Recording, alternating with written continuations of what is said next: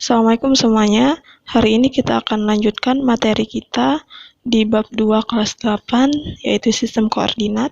Hari ini kita akan belajar materi memahami posisi garis terhadap sumbu X dan sumbu Y. Ada 5 yang akan kita pelajari. Yang pertama, garis yang sejajar dengan sumbu X. Yang kedua, garis yang sejajar dengan sumbu Y. Yang ketiga, garis yang tegak lurus terhadap sumbu X.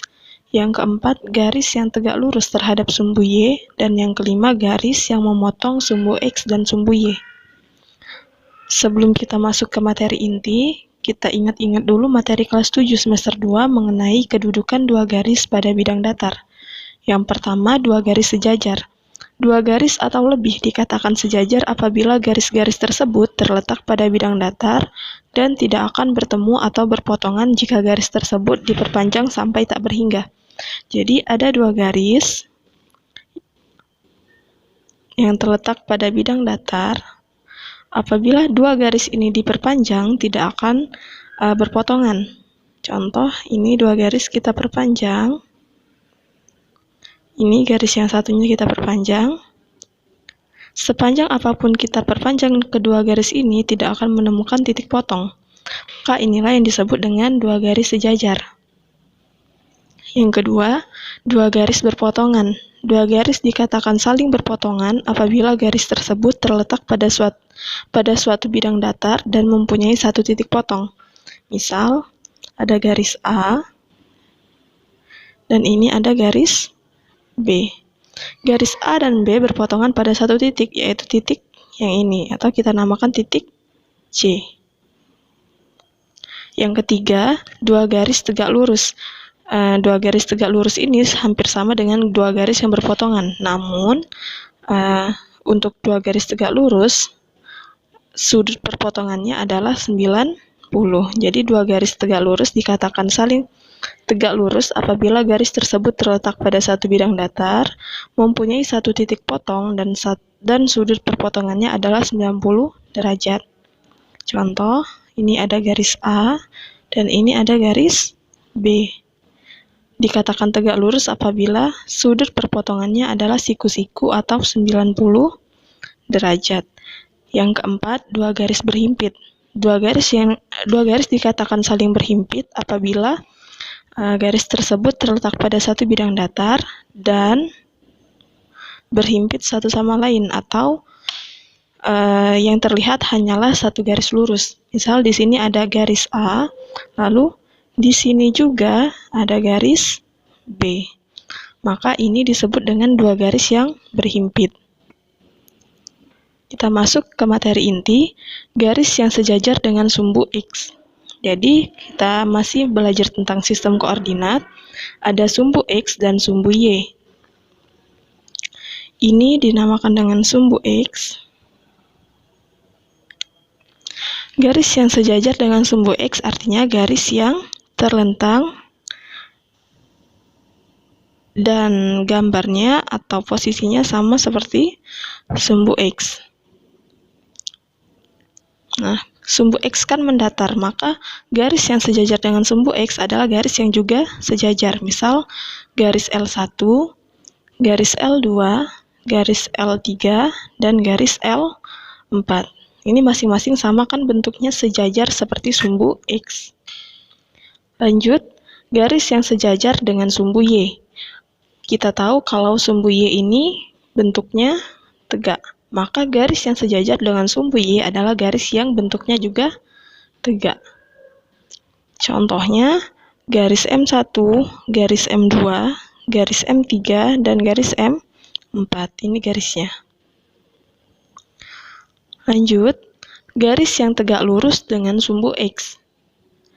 Tadi sudah dijelaskan bahwa garis yang saling tegak lurus adalah garis yang mempunyai titik potong dan sudut perpotongannya adalah 90 derajat. Nah, kita tahu ini sumbu X yang mendatar. Kalau digambarkan di sini berarti ini sumbu X. Jadi garis yang tegak lurus dengan sumbu X adalah garis yang tegak atau sejajar dengan sumbu Y. Misal garis M1, garis M2, garis M3, dan garis M4. Garis M1 dan Sumbu X adalah tegak lurus karena di sini ada sudut perpotongannya 90 derajat. Begitu juga dengan garis M2, garis M3, dan garis M4. Bisa dipahami? Kita lanjut, garis yang tegak lurus dengan sumbu Y. Sama seperti yang tadi, garis yang tegak lurus artinya yang punya sudut perpotongan 90 derajat. Kalau sumbu Y itu tegak, berarti garis yang tegak lurus dengan sumbu Y adalah garis yang mendatar atau bentuknya seperti sumbu X. Contohnya, garis L1, garis L2, garis L3, dan garis L4. Garis L3 ini tegak lurus dengan sumbu Y karena mempunyai satu titik potong dan sudut perpotongannya, sudut ini adalah 90 derajat. Selanjutnya, garis yang memotong sumbu X dan sumbu Y. Artinya ada satu garis yang memotong kedua sumbu, yaitu sumbu X dan sumbu Y. Contohnya ada garis N1. Ini garis N1. Garis N1 memotong titik X di titik 1,0. Ini 1,0. Dan garis N1 memotong sumbu Y di titik ini, 0,2. Lalu ada garis N2. Ini memotong sumbu X dan sumbu Y. Memotong sumbu X di sini, memotong sumbu Y di sini, dan memotong sumbu X di sini. Contoh lain, misal ada garis nih. Garis ini, atau kita namakan garis N3, memotong sumbu X dan sumbu Y. Memotong sumbu X di titik yang ini atau min 7,0 dan memotong sumbu Y di titik yang ini atau 0,8. Bisa dipahami ya? Agar lebih jelas, mari kita ke contoh soal. Diketahui titik A 3,2, titik B 3,-6, dan titik C min 5,2. Yang pertama, jika dibuat garis melalui titik A dan B, bagaimana kedudukan garis tersebut terhadap sumbu X dan sumbu Y? Yang pertama kali harus kita lakukan adalah menggambar koordinat kartesius, ini gambarnya. Yang kedua, menentukan posisi titik A, titik B, dan titik C. Titik A 3,2, artinya ini 3, ini 2. Berarti posisi titik A adalah di sini. Lalu titik B 3,-6. Ini 3, ini min 6, artinya di sini. Berarti letak titik B adalah ini. Lanjut titik C min 5,2. Ini min 5, ini 2. Artinya letak titik C adalah di sini. Nah, soal yang A, jika dibuat garis melalui titik A dan B, bagaimana kedudukan garis tersebut terhadap sumbu X dan sumbu Y? Artinya, kita harus membuat garis yang melalui titik A dan B. Garisnya ini. Bagaimana kedudukan garis tersebut terhadap sumbu X dan sumbu Y? Jawabannya, garis ini tegak lurus terhadap sumbu X ini dan sejajar dengan sumbu Y. Soal yang kedua, jika dibuat garis melalui titik A dan C, artinya kita harus menggambar garis yang melalui titik A dan C. Ini, bagaimana kedudukan garis tersebut terhadap sumbu X dan sumbu Y?